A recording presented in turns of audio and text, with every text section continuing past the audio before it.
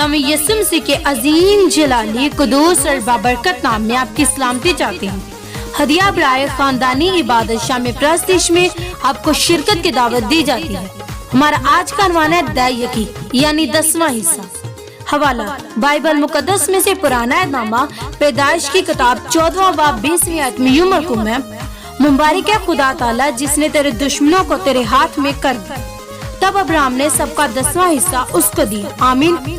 اپنی آمدنی اور پیداوار کا 10واں حصہ جو خدا کے لیے وقف کیا جاتا ہے، یہ بہت پرانا دستور ہے۔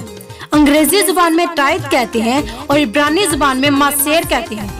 پرانے عہد نامے میں اس کی 2 وجوہات بتائی گئی ہیں۔ اول یہ ہے کہ ساری زمین اور اس کی پیداوار کا مالک خداوند ہے، بامطابق عبار 27واں باب 30 آیت۔ دوم یہ خدا کی برکتوں کے لیے شکریہ ادا کرنے کا نشان ہے، بامطابق پیدائش 28واں باب 20 تا 22 آیت۔ آمین۔